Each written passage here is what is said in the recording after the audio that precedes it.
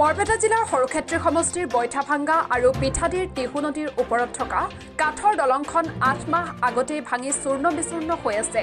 কিন্তু আজিও বিধায়ক জাকিৰ হুছেইন সিকদাৰে দলংখন মেৰামতিৰ ব্যৱস্থা কৰিবলৈ সক্ষম হোৱা নাই। আজিলৈকে খবৰ ল'বলৈও আহৰি হোৱা নাই বিধায়ক জাকিৰ হুছেইন সিকদাৰ অথবা প্ৰশাসনৰ। কিন্তু আজিও দলংখন নদীৰ মাজতে সোমাই আছে, কিন্তু খবৰ ল'বলৈ আহৰি নাই বিধায়কগৰাকীৰ। বহুকেইখন গাঁৱৰ স্কুলীয়া ছাত্ৰ-ছাত্ৰীৰ লগতে ডেকা বৃদ্ধ সকলোৱে এখন সাধাৰণ ভূৰৰ সহায়ত নদীৰ বুকুৰে বিপদসংকুলভাৱে অহা যোৱা কৰি আছে। বৈঠাভাঙ্গাৰ ৰাইজে এতিয়া বিধায়ক জাকিৰ হুছেইন সিকদাৰৰ ওচৰত অভিযোগ কৰি বিভাগীয় কৰ্তৃপক্ষৰ ওচৰত আবেদন নিবেদন কৰিও কোনো সুফল পোৱা নাই। শেষত বহুতো ৰাইজে সংবাদ মাধ্যমৰ আগত দুখ প্ৰকাশ কৰি বিধায়ক জাকিৰ হুছেইন সিকদাৰক কঠোৰ ভাষাৰে গৰিহণা দিছে। আমাৰ যাতায়াতৰ অসুবিধা হৈছে, আমি এইটো আৰু এই ভেলৰ সহায়তে এনেকৈ স্কুলৰ ল'ৰা ছোৱালী কেনেকৈ অহা যোৱা কৰে? চাইকেলটো পাৰ কৰিব নোৱাৰে, থৈ যায় আৰু ভেলত যায়, ভেলত পাৰ হয়। যিটো সময়ত জাকিৰ হুছেইন সিকদাৰে দম্বালি মৰা কথা কিছু কয় যে মোৰ অঞ্চলত পকী দলং প্ৰতিটো অনুষ্ঠানতে পকী দলং, সেই সময়ত আপোনালোকে কি ক'ব? নাই, অহা নাই। আমাৰলোকে দলঙৰ আৰু ভাঙাৰ পাছত আমি কোনো দেখা নাই, আজিলৈকে সেইটো খবৰ লোৱাই নাই। তো তাৰ মুখৰ কথা ক'ব পাৰে, কিন্তু আমি প্ৰকৃততে পোৱা নাই। আপুনি জাকিৰ হুছেইন সিকদাৰক কি ক'ব? এনেকুৱা ধৰণৰ মুখত ক'লে নহ'ব, কাৰ্যত কৰি দেখুৱালেহে আমাৰ আচলতে সেইটো কাৰ্যকৰী হয়। মুখৰ কথাটো বেলেগ। এইখিনি ঠাই কি পৰে আপোনাৰ? এইখিনি হ'ল আমাৰ সৰুক্ষেত্ৰী সমষ্টি, পাকা মৌজা।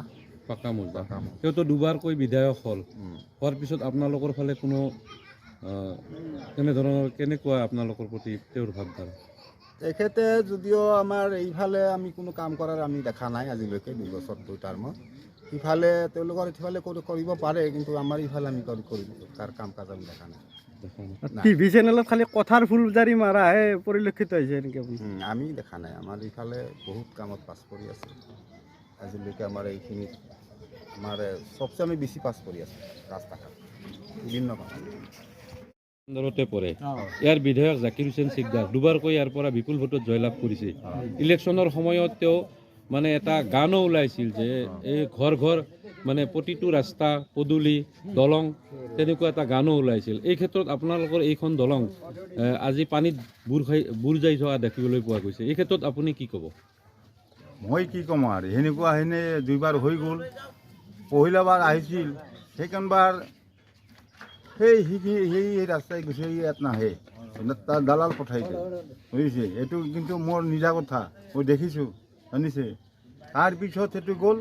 সেইটো যোৱাৰ পিছত কোনোদিন ইমান কৈ থাকোঁ, ঘৰত যাই কৈ থাকোঁ, কাণ সাৰ নিদিয়াৰ পৰা কি কৰিম, আমি গোটেইকেইটা গোট খালোঁ। তাৰপিছত বানপানীতে দলংখন ভাঙি গ'ল। ইমান কৈছোঁ, তথাপি নাহে। কি কৰিব এতিয়া কি কৰিছোঁ, এতিয়া আপোনালোকে ৰাইজে এতিয়া ভেলখন বনাইছোঁ আমি নিজে, আৰু সুবিধা কেনেকৈ দেখিছে, কেনেকৈ পাৰ মানে কৰে, 2জন মানুহ ডুব যায়, ৰাইজে বানিছোঁ। এই ল'ৰা ছোৱালী স্কুলত কেনেকৈ যায়? সেনেকৈ যায়, তথাপি হাইস্কুলত তাতে যায়, খোজকাঢ়ি যাই আছে। ইমান কষ্ট তথাপি এই ভেলৰে যায়, এই ভেলৰে পাৰ হৈ অঞ্চলটো সৰুক্ষেত্ৰী সমষ্টিৰ ভিতৰতেই পৰে।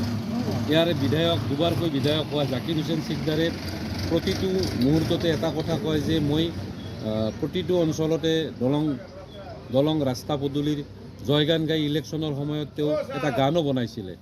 এই ক্ষেত্ৰত আপুনি কি ক'ব?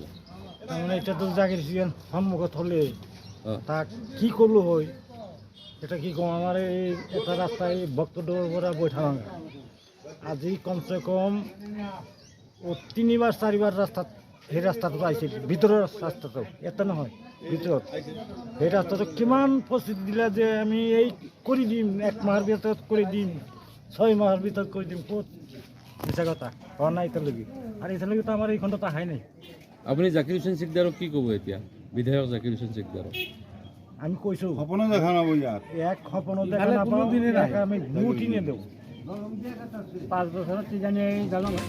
পিঠাদিৰ পৰা নৱজিৎ নাথ ৰিপৰ্ট, অমৃত নিউজ। অমৃত প্ৰবাহ অসমীয়া সাপ্তাহিক কাকতৰ ডিজিটেল সংস্কৰণ অমৃত নিউজ সত্যৰ সন্ধানত অমৃত নিউজ।